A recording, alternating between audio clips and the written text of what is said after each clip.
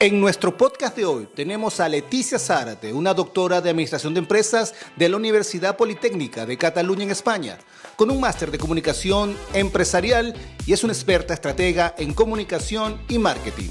Así que, empecemos.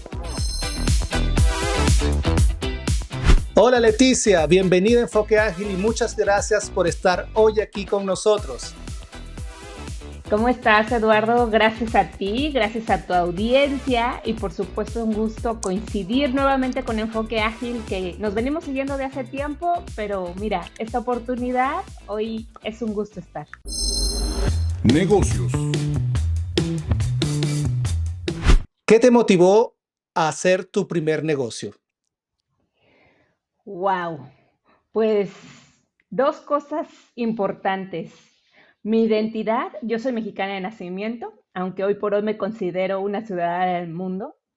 Eh, Estuve viviendo en el extranjero un tiempo y eso me llevó a mover un poquito lo que había dentro de mí como parte precisamente de mi identidad. Soy comunicóloga de profesión, sin embargo, la gastronomía me hizo ojitos y me fui a la distribución y venta de productos mexicanos en el extranjero, cosa que no me imaginaba. Y el segundo punto fue justamente en el hecho de descubrir que la gastronomía para mí tenía un trasfondo muy importante en función de la cultura de cada quien. Al final somos lo que comemos, dónde y con quién. Y esos dos puntos los pude unir en un proyecto. Es decir, que disfrutas muchísimo haciendo este proyecto como tal, o ya negocio, ¿no? Exactamente, el negocio se concretó, estuvo en marcha, funcionó muchísimos años, por fortuna, más de 10, hasta que llegó un punto en que dije, bueno, ya está, vamos a otra cosa. Aún así, el mundo de la gastronomía es parte de mis proyectos y desde hace más de 18 años estoy en él. Actualmente estás con Apapáchame, que es una empresa global de gastronomía, educación y relacionada al emprendimiento de todo lo que tiene que ver con la gastronomía, ¿es cierto? Así es, en un principio, siendo que Apapáchame traía esos antecedentes del proyecto de la distribuidora y la comercializadora de productos mexicanos, pues me fui por el tema de las dark kitchen. Por ahí ese concepto de cocina fantasma o de una cocina oculta que precisamente la intención era dar a conocer a través de la gastronomía y temas educativos y culturales el por qué los mexicanos comemos lo que comemos, ¿no? ¿Cuáles son esos orígenes, esas tradiciones? Y se vincularon varios aspectos para que después Apapáchame hoy por hoy esté en función de la virtualidad, ¿no? Es un espacio global precisamente porque podemos llegar a muchos lugares del mundo a través de las redes sociales, compartiendo contenido sobre gastronomía, cultura y emprendimiento también. Qué interesante. Entonces te adaptaste a la nueva era de los restaurantes, el dark kitchen, como lo llamas, o ghost kitchen, que son esos modelos de negocios que no tienen la parte al frente del restaurante, que es el servicio al cliente en la mesa, solamente tiene la parte operativa de producción. Y qué bueno que hayas traído ese punto, Uh porque -huh. me gustaría comentarte sobre un concepto que se inició en el 2020 de Dark Kitchen o Ghost Kitchen, como lo llamaste, eh, de un youtuber muy famoso que se llama MrBeast. Este youtuber con una empresa privada montaron un negocio que se llama MrBeast Burger y fue en el 2020 que iniciaron su primera unidad en North Carolina. Hoy Uh en día -huh. tienen más de 1.700 unidades a nivel internacional y ha sido un boom ya que las personas compran sus productos a través del app de Mr. Beast Burger y hacen delivery a sus casas o pueden ir, creo que, a buscarlos a los sitios, a las locaciones donde están operando este servicio de comida y que tienen el menú es muy simple, son hamburguesas, comida rápida, soda, gaseosas y papitas fritas y todo esto. Y lo bueno de esto es como es una adaptación nueva, aunque ya este modelo de concepto tiene años, surgió con la pandemia. ¿Qué te parece? ¿Has escuchado sobre este concepto de Mr. Big's Burger? Sí, lo he escuchado y me parece muy interesante porque justo tomaron como primer antecedente a las Dark Kitchen. De hecho, las Dark Kitchen surgieron en Inglaterra en función de los altos costes de alquiler. Y entonces era decir, yo no tengo, yo emprendedor o yo restaurantero o yo gastrónomo, quiero poner mi propio restaurante, pero claro, alquilar un local para mí solo incurre en demasiados costes, demasiados gastos y requiere una inversión fuerte para iniciar.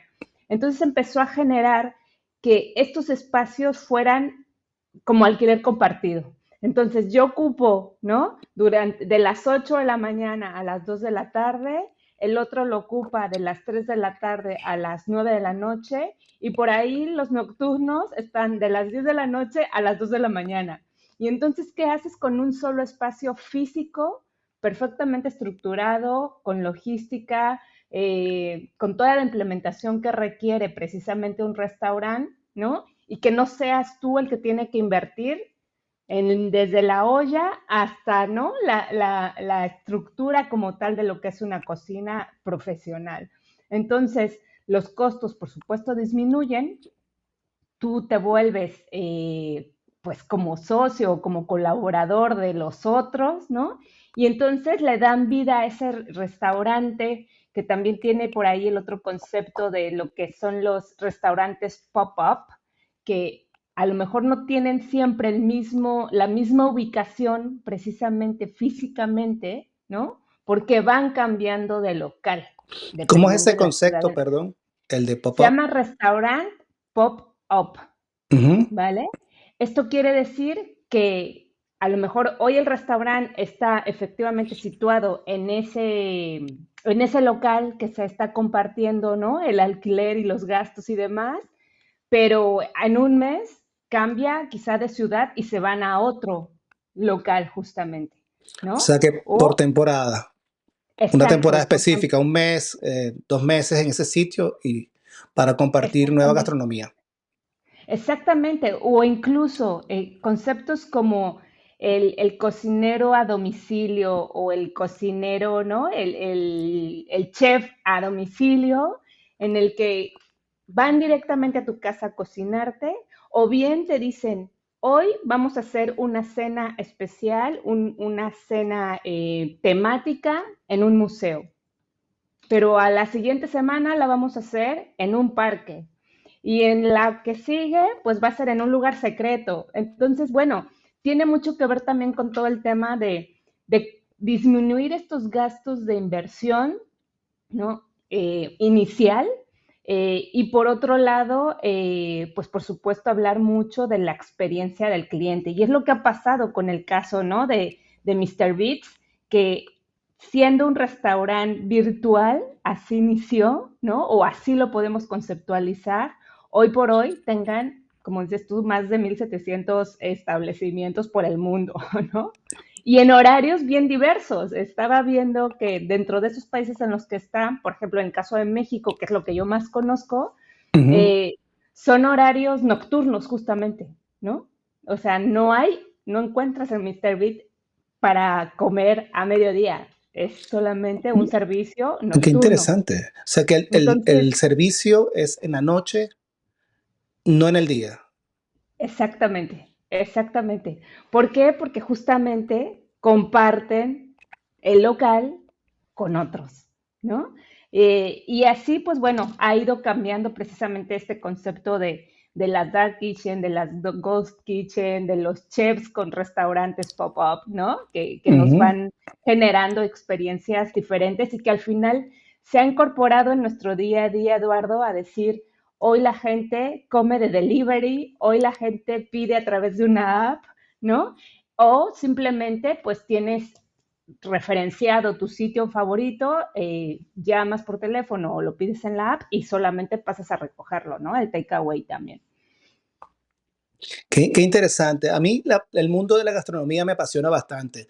Mi padre es chef, mi hermano es chef de comida japonesa, mi padre comida internacional. Yo he tenido experiencia en los restaurantes como en la parte operativa y también en la parte de consultoría para negocios de restaurantes en Estados Unidos. Y lo interesante de este concepto de Mr. Beat es que, o de los conceptos de Dark Kitchen o de Ghost Kitchen, que aún todavía no diferencio, ¿cuál es la diferencia entre ese Ghost and Dark? ¿Es lo mismo o Dark significa que es solamente es en la noche? No, empezó primero como Dark Kitchen precisamente Ok, porque era un sitio oculto que la gente no sabía ni siquiera dónde estabas, ¿vale? ok. Entonces, pues por eso como darle un poco ese toque de misticismo. Después, ¿qué ha pasado? Cierto que hoy en día a lo mejor esos restaurantes ya han salido a la luz, como quien dice, ya se conocen, ya sabes dónde está ubicado o se han quedado justamente con el servicio de solamente las aplicaciones de delivery Ujú. saben dónde estás ubicado, pero al cliente al final lo que le interesa es que le llegue su hamburguesa caliente a la puerta de su casa. Exacto, exacto. Entonces, este concepto lo manejas, lo manejaste con Apapáchame o con otro negocio que tenías. Con Apapáchame, así inició Apapáchame. Ok. Justamente con eso inició Apapáchame, siendo una dark kitchen, ¿no? En el que se hacían cenas para hacer grupos de networking, justamente. También aquí ya venía como otro concepto implícito, que era Ujú, reunir a la gente que hiciera networking a través de un taller de cocina en el que todos cocinábamos, todos nos poníamos a picar cebolla, todos preparábamos. Durante la preparación se daba una clase de historia o de tradiciones o cultural sobre precisamente la preparación que se hacía y después nos sentábamos en una mesa a compartir la mesa ujú. y a generar relaciones de negocios, ¿vale? Entonces fue un concepto, así surgió tal cual Apapáchame Global en el año 2015 ya, vamos a cumplir 9 años. 9 años. Y poco a poco, pues bueno, se fueron transformando y se fue diversificando el negocio, ¿no? Con otros aspectos, pero esa fue la raíz original de crear Apapáchame como un espacio de gastronomía, temas Y networking. didácticos, de networking y por supuesto también lo de ser itinerantes, porque yo no tenía precisamente un local fijo o tenía una misma cocina en donde se preparaba todo, ¿no? Íbamos cambiando de locación, digámoslo así, y eso pues lo hacía también atractivo para las personas que iban al taller porque no siempre se encontraban con la misma ambientación o en el mismo lugar, ¿no? ¿El taller era para enseñar gastronomía o otra actividad? No, era gastronómico, netamente enfocado a temas de gastronomía mexicana, ¿vale? Sus culturas, usos, tradiciones en general de la cultura mexicana y por qué comer tamales o por qué los frijoles, ¿no? Las diferentes Ok, variedades de ok. frijoles o los diferentes tipos de chiles y se daba una pequeña explicación de los ingredientes que se iban a utilizar en la receta, se preparaba la receta, entonces lo haces dinámico, la gente se integra y en esa parte de integrarse, pues la gente va hablando y va conviviendo y Claro. cuando ves, pues, ya se hicieron amigos, ¿no? Y al sentarse a la mesa, pues también, además de compartir experiencias, pues se genera el vínculo, ¿no? Que también parte de lo que a mí me ha gustado o de lo que quiero transmitir con Apapáchame es tener un espacio en donde nos podamos sentar sí a comer, pero también a conversar y aprender unos de otros y escucharnos, porque pues en una buena mesa siempre hay de todo, Eduardo. Definitivamente. Y en la mesa es donde se comparten las mejores cosas. Y más cuando estamos en la cocina, ¿cierto? Con la familia, Sí, cocinando. Y ahí salen buenos temas de conversación. exacto, En- exactamente. entonces, Apapáchame actualmente está vigente como negocio en México, ¿correcto? Está vigente por el mundo de manera virtual. Ahora lo que Ok. se hace es, esos talleres efectivamente se estuvieron haciendo mucho tiempo, ¿no? Se estuvo alrededor de 5 años, se estuvieron haciendo. Llegó la pandemia, ¿no? Entonces, Ujú. pues todo se modificó. Sabemos que pues se cerraron sobre todo el tema de hacer eventos y demás y poder estar en presencialidad. Entonces, pues, ¿qué fue lo que se ocurrió o se consideró? Pues el irnos a las redes sociales a través de compartir charlas, ¿no? Con gente que estuviera involucrada en el sector gastronómico, pero ya no solamente de decir vamos a hablar de comida mexicana, ahora vamos a hablar de cocina del mundo, ¿no? Ok.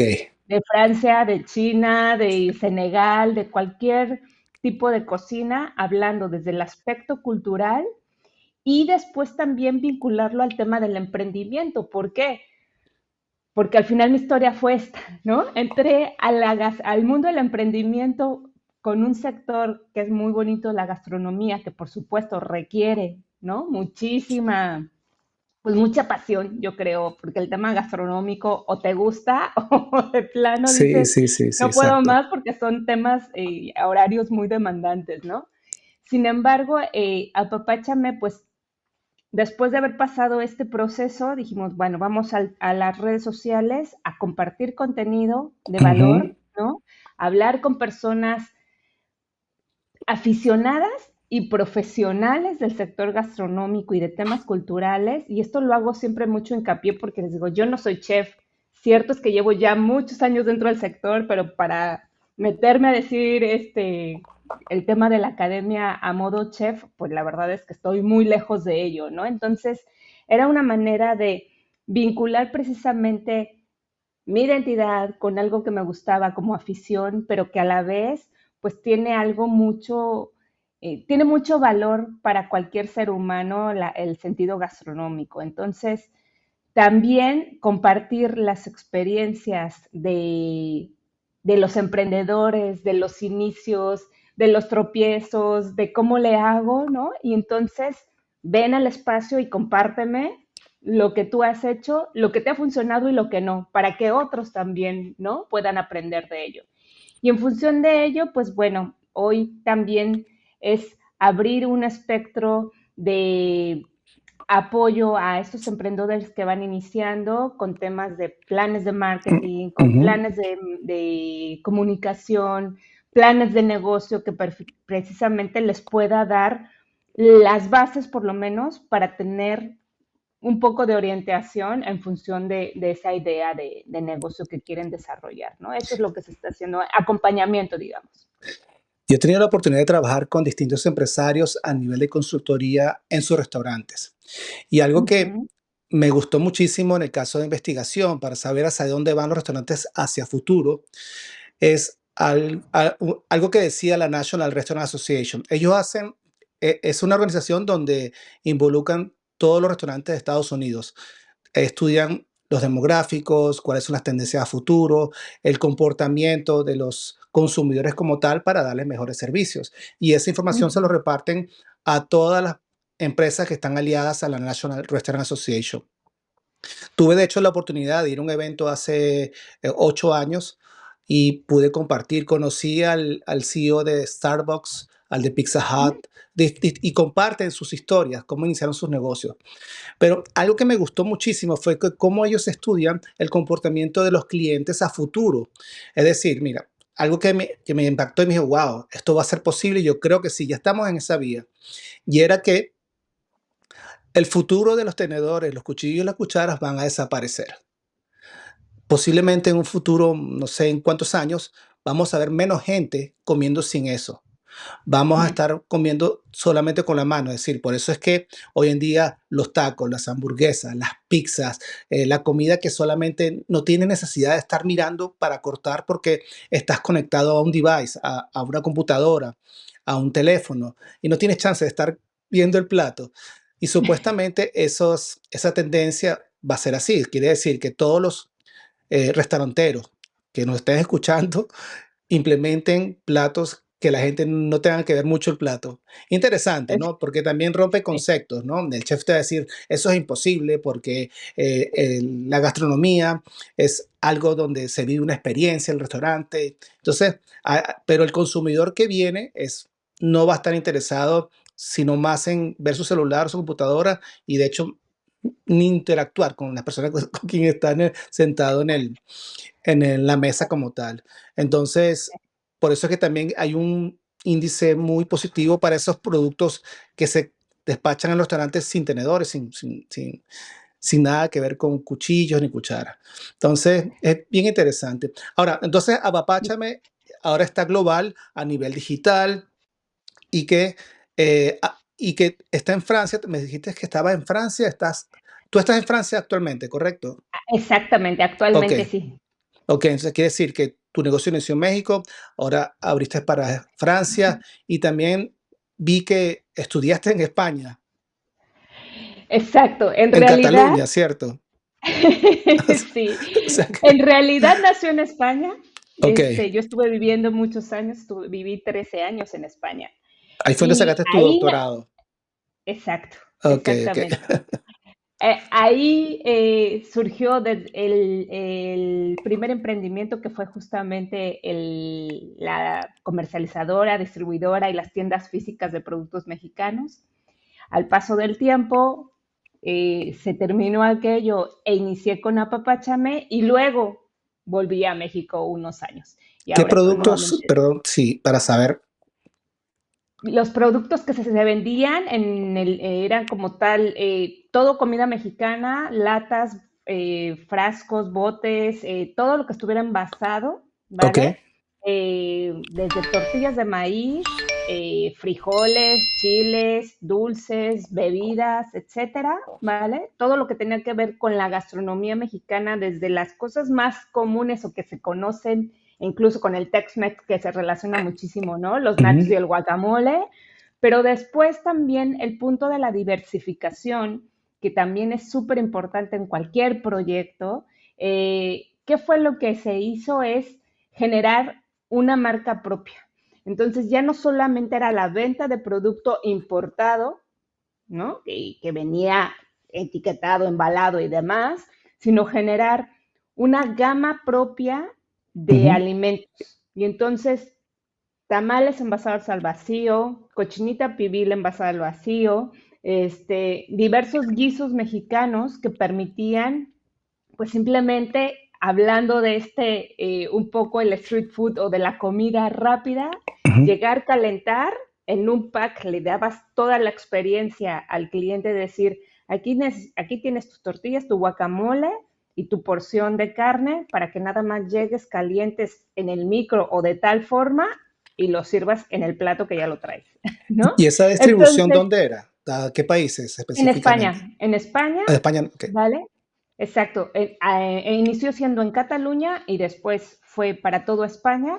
Y no solamente al público final, ¿no? Al consumidor final, que era la venta al menor, sino también a bares, a restaurantes y a hoteles. Y eso fue muy curioso porque yo no me imaginaba que, claro, ciertas cadenas de hoteles, aunque tienen grandes chefs y grandes cocinas y un equipo enorme, ¿no? En la gastronomía, en la cocina, pues necesitaban también practicidad, ¿no? Establecer estos buffets temáticos, por ejemplo, de los lunes tienes comida italiana, los martes mexicana, los miércoles china, los jueves francesa, etcétera, ¿qué era lo que hacía? Pues le simplificaba al chef precisamente eh, bolsas de comida preparada, ya nada más para calentar, ¿no? 5 kilos de cochinita pibil, de carne al pastor o de chile con carne.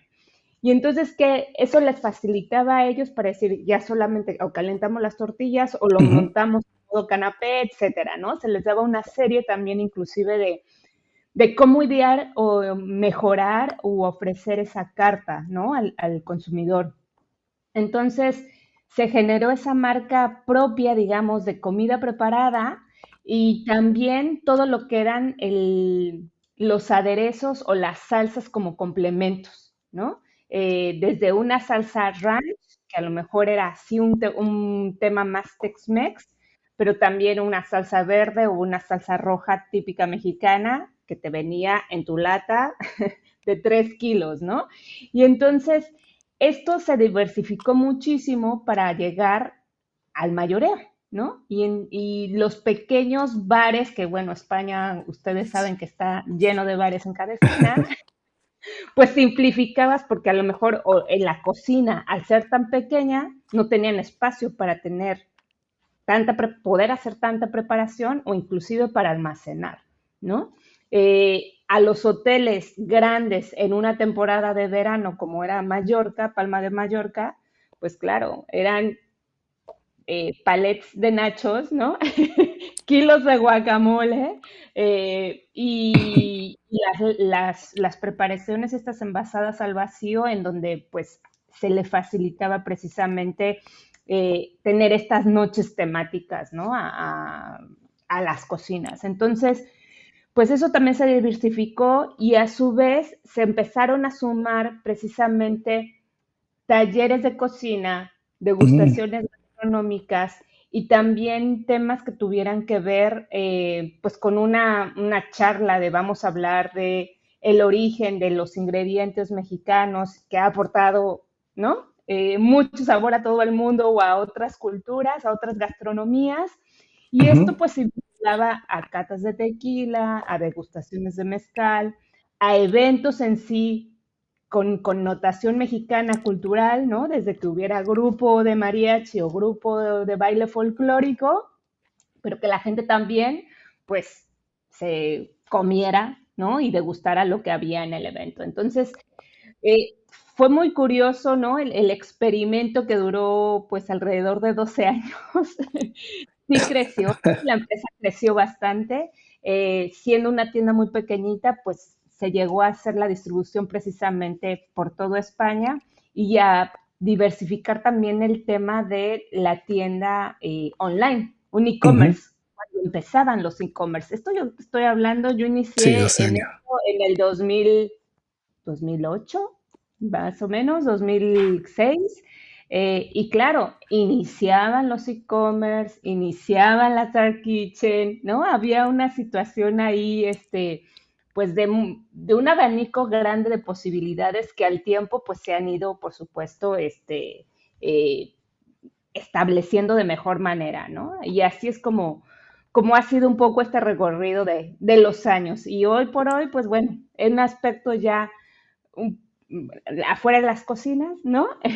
Ya no estamos como tal con la venta de producto, pero pues de ese aprendizaje precisamente que se tuvo siendo un negocio que empezó muy incipiente, porque era la realidad, ¿no?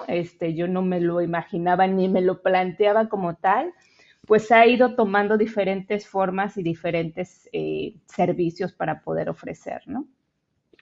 Wow, qué interesante. O sea, que empezaron, vamos a decirlo, pequeño y luego empezaron a expandir en toda España con los productos.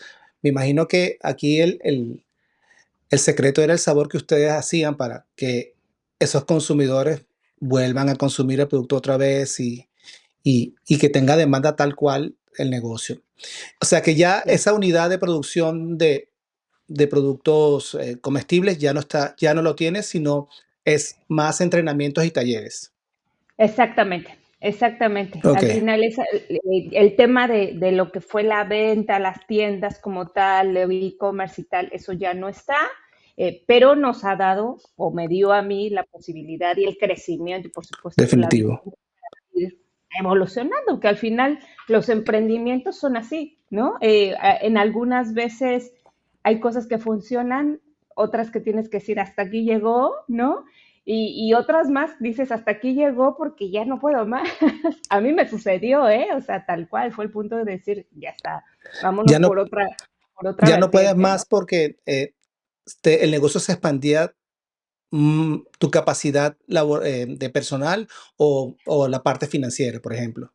La parte personal, al final Personal, ok, a mí me llegó una cuestión de parte personal de decir, no, ya, o sea, está muy bien, he crecido mucho a nivel profesional, he aprendido muchísimo, los másters, ni el doctorado, ni nada, tienen el peso que es precisamente poner un negocio, ¿no? Y iniciar tú desde abrir las cajas y ver cómo crece, ¿no? Ese proyecto a ese nivel. La verdad es que una gran experiencia y oportunidad que tuve y que, bueno, se trabajó, porque la verdad es que se trabajaba un montón, ¿no? Y precisamente decir, bueno, ahora es tiempo de hacer otro tipo de actividades. Y precisamente por eso es que hoy Apapáchame Global engloba esta cuestión de decir gastronomía, cultura y emprendimiento. Vamos a hablar, ¿no? Desde la voz de la gente que ya pasó por ahí, que sí y que no, o qué sugerencias, ¿no? Y que la gente, pues por supuesto que tome lo mejor de cada invitado y precisamente, pues bueno, el poder ofrecer esta experiencia de también acompañarlos, de darles algún consejo, ¿no? Ahora, con toda esa experiencia en la práctica y también obviamente en la parte educacional que tienes, cuando vas a evaluar un negocio, y aquí nos vamos a ir un momento hacia la parte financiera. Finanzas para negocios.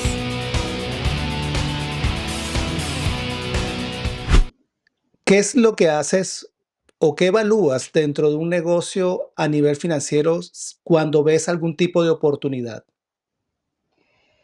Pues todo el mundo te habla, ¿no? Hacer una idea de negocio rentable, viable, sostenible en el tiempo. Pero efectivamente, ¿cómo logras todo eso? ¿No? Yo creo que principalmente es que comulgues con la idea o que ese concepto, el negocio realmente te atrape como idea, ¿no? Que te incite a mejorarla, a hacerla crecer para que efectivamente puedas generar, ¿no? Uno tiene que al final en el aspecto financiero evaluar con qué recursos cuentas, aunque sea al inicio y digas, es que no tengo nada, ¿no? No tengo nada de capital, Capital. Ujú. ¿no? Que siempre ese es el principal problema o la principal preocupación que tenemos como emprendedores. No tengo capital para arrancar. Bueno, pues empieza a lo mejor a hacer alguna alianza con alguien que te pueda, ¿no? Apoyar en ese aspecto. O busca un patrocinio o busca un crowdfunding que también lleva ya varios años, ¿no? En vista este concepto y que seguro que también tú conocerás y tu Ujú. audiencia de buscar a alguien que precisamente a un inicio te pueda respaldar para que después se empiece a generar, ¿no? Eh, hay que ir con cuidado y aunque al final efectivamente el emprendedor tiene que tener una visión global de todos los aspectos del negocio, es importante también desde un inicio acompañarse de la gente profesional en ese sector, ¿no? Creo que para mí, y lo viví, al principio los primeros años fueron muy difíciles porque el tema financiero me costaba muchísimo, ¿no? Era entrar con un gestor desde un principio para que Ujú. precisamente puedas ir eh, caminando, ¿no? Con los pasos que te vayan indicando. Y eso te va a evitar dolores de cabeza, ¿no? Que muchas veces dices, ¿cómo es que estaba ahí enfrente y no lo vi? Así es que el aspecto financiero, cierto, es de mucho cuidado, mucho rigor. Hay que tener los aspectos básicos claros desde un inicio, pero también buscar siempre a un profesional que te apoye en ese aspecto. Sí, sobre todo al inicio, a veces es difícil decir, voy a hacer un plan financiero para un restaurante o si empiezo mi negocio en mi casa, preparando mi comida y vendiendo, voy a necesitar un plan de negocio. Ujú. Realmente no lo necesitas, pero sí al menos saber tus costos, saber cuál es el margen de ganancia que vas a tener aproximadamente por lo que estás haciendo. Y a medida que vaya expandiendo, obviamente en restaurantes hay diferentes estructuras que hay que evaluar, sobre todo en la parte de personal, que es la estructura más fuerte de un restaurante. Muchas veces empresarios que empiezan restaurantes simplemente empiezan con la idea que son muy válidos, tienen la inversión, pero hay distintos radios dentro de los restaurantes que hay que monitorear. La columna principal que son los empleados, la compra de los productos para el restaurante, el tiempo que se gasta cada empleado por trabajar en el negocio. Eso aumenta los gastos financieros, obviamente, que son los gastos normales operativos que hay que estar monitoreando. Pero sí, definitivamente las personas que empiecen un negocio desde cero como un restaurante tienen que tener un grado por lo menos de saber, sabes que si yo hago este negocio, cuánto voy a ganar y que sea efectivo, no simplemente que quede que yo creo que voy a ganar tanto, no, yo voy a gastar tanto y voy a generar tanto por vender este producto o este plato o lo que sea a nivel de gastronómico. Ya teniendo Sí, eso en al fin, cuenta, uno puede pronosticar. exacto, tener una lista, lo que decimos, una lista, aunque sea muy sencilla, de los recursos con los que cuentas, ¿no? los que te gustaría tener al tiempo y que poco a poco irás implementando, y una lista tal cual, un Excel sencillo, Sí, tus exacto, algo gastos sencillo. fijos y tus gastos, ¿no? Variables que tú crees y que efectivamente pues siempre está, nunca estamos exentos precisamente de estos gastos variables, ¿no? Que te pueden sacar ahí un poquito de... Entonces, eh, al principio cuesta mucho, pero es importante ponerlo en papel, Eduardo, porque como dices tú, podemos empezar a pensar, a fantasear y decir, yo quiero y voy a llegar y voy a hacer, pero tienes que generar un plan pequeñito, sencillo, básico. Al inicio, ve empezando a anotar esas ideas, anota precisamente cuáles son tus recursos con los que cuentas y efectivamente cuáles son esos gastos que o sí tienes que hacer. O sea, la gente dice, no, no gasto porque estoy empezando desde mi casa. Sí, pero en tu casa estás gastando luz, estás gastando agua, El estás tiempo, gastando su el tiempo, claro, tiempo que, que ese cuesta. punto cuesta un montón y es bien difícil porque al principio cuando somos emprendedores nos cuesta mucho decir cuánto vale mi tiempo, ¿no? Una hora de mi trabajo, una hora que me siento aquí a preparar esto, ¿no? Y desde un principio, por muy básico que sea, ponte un sueldo. Perfecto, eso es básico. Persona que Sí, inicia un negocio desde casa, un restaurante pequeño, colócate un sueldo, no importa que seas el dueño. En la parte sí, administrativa, en la parte, no sé, operacional, colócate un sueldo. Un sueldo sí. adecuado a la unidad de desarrollo, no que vas a ganar como el dueño del negocio. Esa es otra cosa, son Exacto, ganancias, exacto, no poco a como, poco, como, aunque como empleado como tal. sí, sí, sí, sí, y separa efectivamente tus gastos personales de lo que es el Sí, negocio. eso no hay que Siempre, mezclarlo para nada. Se no se mezcla siempre. porque ahí van a haber muchos problemas. Entonces, de la parte financiera, obviamente lo que dices hay que estar claro en lo que se va a desarrollar, cómo, qué tenemos que hacer para desarrollar, estar claro en el concepto inicial, ver los gastos iniciales, comparaciones de nuestros precios y nuestras ganancias. Y en lo que has desarrollado antiguamente, en lo anterior con Apapáchame como tal, ¿qué experiencia pasaste y cómo lo solucionaste a nivel financiero? Pues el inicio de efectivamente decir, quiero abrir un negocio y no tengo el capital, ¿no?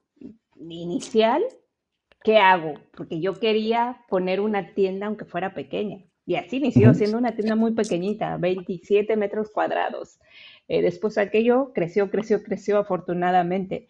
Pero pues tuve que tocar puertas de decir, y era algo que me daba pánico, lo reconozco, tuve que ir a pedir un crédito muy pequeño también al banco. Por fortuna me lo dieron, ¿no? Porque, bueno, tenía yo una serie y un historial bueno y me lo pudieron dar, pero yo inicié con un préstamo muy pequeño y por supuesto que para mí mi reto era que conforme iba creciendo el negocio, pues claro, tú tienes que empezar a invertir lo que vas ganando, ¿no? Y a mí me daba también pánico el decir, es que tengo que invertir esto y a lo mejor tengo que hacer crecer ese crédito bancario porque necesito, ahora es que ya no vendo una caja de guacamole, es que ahora son 300 cajas de guacamole a la semana, ¿no? ¿Y dónde las guardo? ¿No? Entonces, conforme va creciendo el negocio, uno también tiene que ir viendo esas necesidades precisamente financieras que tú vas teniendo. Y a mí, claro que el punto y creo que lo importante fue tener las cuentas al día, es decir, cuentas sanas, ¿no? Que pudieras precisamente tener un capital o conforme iba creciendo el capital, se pudiera invertir en lo que hacía falta para que el negocio siguiera creciendo y por otro lado, las cuentas por cobrar. Para mí eso siempre lo tuve claro desde un principio. Las cuentas por cobrar con los clientes, en el caso de los restaurantes, bares y hoteles, tenían que estar al día, porque si no me ahogaba, ¿no? Y si no, hubiera quebrado. Entonces, eso también es muy importante porque ¿qué pasa? Que muchas veces nos dejamos un poco engolosinar, ¿no? Con el negocio y decir, bueno, sí, le voy a servir a tal hotel o a tal restaurante y me va a hacer pedidos maravillosos y tal. Sí, pero hay ciertos restaurantes y ciertos hoteles que te dicen, pago a 60 días, pago a 180 días. ¿Y cómo sobrellevas eso? ¿No? Entonces, para mí, ese tema de establecer unas políticas de pago muy puntuales y revisar esa cartera de clientes y tenerla al día en función de los créditos que efectivamente no me fueran a comer, para mí fue algo fundamental para que el negocio pudiera subsistir. Y eso, ese punto es muy importante, mantener esas cuentas al día, porque si no tienes crédito por tus distribuidores, por ejemplo, y de repente tienes un crédito corto de 7 días o 15 días como mucho, tienes que recuperar la inversión rápida para seguir produciendo, si no, se estanca el negocio. Claro. Superación empresarial. ¿Cómo haces para mantener tu vida personal con la vida profesional balanceada en tu negocio? Pues dándome cuenta que efectivamente lo que hago es lo que me gusta hacer. Y es muy difícil llegar a este punto, por supuesto, ¿no? Porque al principio, por ahí dice, ¿no? La palabra trabajo por algo se llama trabajo, ¿no? Porque tienes que al final tener un sueldo de él y tienes que tener un esfuerzo para ganarlo, para lograrlo, para recibirlo, ¿no? Yo en ese sentido me costó mucho, ¿no? Y de hecho los primeros años del negocio como tal, no había equilibrio de nada, todo era trabajo, ¿no? Y precisamente uno llega al burnout. Yo me quemé, ¿no? Me quemé, reventé, estallé, ¿no? Porque pues no puedes llevar un ritmo de trabajo de decir 18 horas al día y cero, ¿no? Distracción o simplemente descanso o cuidado de tu salud. Entonces, súper importante es tener, por un lado, la firme convicción de que lo que estás haciendo te gusta, eres bueno, te apasiona, ¿no? Le estás resolviendo precisamente un problema o una necesidad a alguien. Y por el otro lado, darte tiempos. La gestión del tiempo para los emprendedores es bien complicada y más hoy que estamos prácticamente todos en casa o muchos de nosotros estamos en casa, porque te come el día, ¿no? Te comen las horas, porque estás en casa, se cree que, bueno, pues trabaja en casa, no tiene, ¿no? Pero claro, tienes que gestionar casa, negocio, etcétera. Entonces, el buscar el equilibrio, yo creo que tiene también mucho que ver con la paz mental que uno pueda tener y desarrollar, con ese grado de motivación que uno, automotivación, autoconocimiento, ¿no? Autoexploración y por supuesto darse momentos de breaks. O sea, es Sí, necesario. definitivamente. Hay que tener descanso porque si no, las personas se queman. ¿Y cómo haces para mantenerte enfocada o tienes algunos hábitos para mantenerte enfocada en los momentos de alta presión en tu negocio? Sí, y yo creo que los hábitos son súper importantes, ¿no? El tema de levántate a la misma hora, agenda, yo todo lo agendo, lo que no está en mi agenda no existe, ¿no? Y si no existe, pues se olvidó. Entonces sí soy muy rigurosa con el tema de la agenda, con llevar precisamente un orden y de notas, ¿no? Para que precisamente no me pierda por ahí en el camino. Y ese enfoque también es, eh, hablando de la gestión del tiempo, es céntrate en 2, 3 tareas por día que vas a realizar sí o sí. Tenemos muchas distracciones, hoy más que nunca, con las redes, con el celular, ¿no? Tenemos un Ujú. montón de impulsos todo el día que nos llevan para otro lado. Entonces, date tiempos y enfócate a decir, de tal hora a tal hora, así como si fueras a una cita médica, voy a realizar tal tarea, ¿no? Sabiendo también siempre, pues, que hay imprevistos. Entonces, también es importante dejarte espacios para esos imprevistos o para situaciones que puedan surgir, ¿no? pero yo pienso que lo importante en mi caso ha sido levántate, ten tu horario de comer, de levantarte, de dormir, ¿no? Que es importante descansar, de distracción también, decir hasta esta hora se acabó, ¿no? Habrá Ujú. días que efectivamente hay que hacer un poquito más el esfuerzo y dar más horas, pero si tú ya cumpliste con tus dos, tres funciones principales del día, ya está, chapó. Ya, y exacto, ya cumpliste con la meta principal. ¿No? Qué Correcto. interesante. Marketing. Con la pandemia que pasó ya hace 3 años, los consumidores de restaurantes cambiaron su forma de consumir. ¿Cómo un restaurante hoy en día se mantiene más relevante para atraer más consumidores nuevos y obviamente invitar nuevamente a los consumidores que ya conocen el negocio? ¿Qué debe hacer un restaurante a nivel de comunicación, de marketing, para mantenerse relevante? Pues justamente tienes que tener, por un lado, una creación de marca, y la marca no solamente es un color o es un logotipo, sino también es la manera en cómo tú te comunicas con tu cliente. ¿Qué tipo de comunicación estableces con ese cliente? ¿Es abierta, es relajada, es formal, ¿no? ¿Es seria? Y entonces, si tú tienes, por un lado, lo que es la parte de la comunicación gráfica, la identidad gráfica que se dice, sumada a la comunicación oral, verbal, etcétera, pues podrás tener un, una comunicación integral, ¿no? Y una manera de establecer un plan de marketing o un plan de comunicación integral, ¿vale? Tienes que comprender que efectivamente el nicho de mercado al que tú te vayas a dedicar lo tengas bien establecido, bien estudiado, que hagas un mix tanto de marketing tradicional como de marketing digital, que hoy hablamos mucho del marketing digital, ¿no? Se conoce mucho del marketing digital, y que Ujú. también consideres que no todas las herramientas o todas las estrategias son para ti o para tu negocio.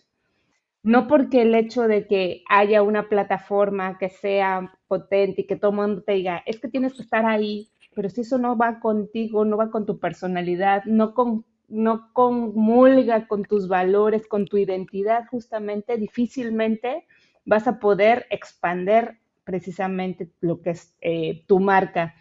Por un lado, la marca corporativa, y también por otro, la marca personal. Hoy Mm. hablamos mucho de quién es Eduardo, quién es Leticia, ¿no? Detrás de una marca y detrás de un negocio. La gente hoy ve mucho eso, quién está detrás de, y con temas de marketing y comunicación que son tan amplios, siempre pues tenemos que tener una estrategia, una planificación y efectivamente buscar esas herramientas que nos permitan llegar al cliente que nosotros queremos, ¿no? Y hacer una mezcla, porque si Exacto. nada más hablando de decir, me quedo con el marketing digital y que todo lo hago a través de redes, pero no tengo presencia de otra manera en otras, ¿no? En otros Localmente, exacto. medios, es complicado. Y no hablo solamente de la cuestión eh, presencial, ¿no? O de decir una campaña publicitaria o que me vean en un cartel en la parada del autobús, sino que tiene que ver también en cómo estás relacionándote, tus redes de contactos precisamente también, que eso al final hablan de tu reputación, crean tu reputación, construyen tu reputación, ¿vale? Y pues bueno, ahí hay un montón de aspectos y de herramientas que hoy puedes decir redes sociales más newsletter, pero también más colaboración, incluso en un voluntariado, ¿sabes? Que tenga que ver con mi marca o con aspectos que nos gusta tocar como parte de la responsabilidad social. Hay muchos aspectos que se pueden sumar precisamente para generar pues una identidad, ¿no? De marca y de corporación en la que el cliente se identifique con lo que tú estás haciendo, ¿no? Si tendrías que ayudar a un cliente y este restaurante como tal te dice, Leticia, ¿por qué red social empezamos nuestro negocio? ¿Cuál me recomiendas? Tendríamos que ver primero qué tipo de negocio es, ¿vale? ¿Qué público es al cual estás queriendo llegar? ¿No? Porque pues al final ahí lo tenemos claro y hoy, aunque convivimos ya, ¿no? 5 generaciones prácticamente, ¿no? A diario, hay quienes prefieren una red social y quienes están en otra. Entonces, ¿en dónde está tu público al cual le quieres llegar? Precisamente hablando del street food, pues ahí están, ¿no? No sé si pueda decir nombres, pero ahí están, Claro, ¿no? por supuesto. Ahí está Instagram para decir eso, es instagramable inclusive, ¿no? Las fotografías, hoy ves una hamburguesa o ves un helado en Instagram y pues, simplemente por ver la fotografía ya lo quieres, ¿no? Pero ¿a qué público estás llegando? No pasa lo mismo, por ejemplo, con Facebook, ¿no? Que a lo mejor es gente de otras edades o con otro tipo de concepción o de la vida o ¿no? De sus hábitos precisamente de vida. Aquí aspectos psicológicos, demográficos, económicos, de estilo de vida, todo eso tiene que ver para que tú puedas elegir una red social que te convenga. Interesante. Ahora tenemos una persona que quiere iniciar un negocio desde cero en la industria del restaurante. Y te diría, Leticia, ¿qué me recomiendas? ¿Cuáles son los 3 primeros pasos? Sabemos que hay muchísimos pasos, pero ¿cuáles son los 3 primeros pasos más importantes para iniciar mi restaurante? Desarrollar tu misión, qué quieres lograr con ese restaurante, ¿no? Desarrollar tu concepto de negocio o tu modelo de negocio, por muy pequeño o muy sencillo que sea, hay que generar un modelo de negocio, ¿vale? Y crear un plan a corto plazo. Vámonos por partes, ¿no? Corto, mediano y largo plazo. ¿Qué puede ser un corto? De aquí a un mes, de aquí a 3 meses. Mediano plazo a partir de los 6 meses y largo, digamos, un año. Vamos a ver cómo sobrevivimos, ¿no? O enfrentamos precisamente el arranque de este negocio durante un año. Yo creo que esas 3 aspectos son muy importantes. La misión que quieres lograr, tu modelo de negocio, sencillo que sea, y por otro lado, el tema de crear un plan, al final un plan estratégico, ¿no? Tienes que ir desarrollando acciones, funciones determinadas en el tiempo, porque si no le pones tiempo, no se hace. Leticia, muchísimas gracias por toda esta información y a todas las personas que nos están viendo o escuchando. Van a tener toda la información de Leticia más abajo de la descripción de este video o podcast que están utilizando. Toda la información de Leticia para contactarla, para que la sigan y puedan también optar por los servicios que Leticia y su empresa ofrece a personas o empresarios en el área gastronómica. Leticia, muchísimas gracias por estar con nosotros el día de hoy, por toda la información que nos has regalado. Espero verte pronto. Enfoque Ágil queda abierto para una próxima entrevista contigo y nuevamente muchas gracias. Agradecida soy yo, honrada soy yo por su tiempo, por el interés y por el gusto de poder coincidir. Gracias, Eduardo, y gracias, Enfoque Ágil. Gracias a ti, que tengas un feliz día.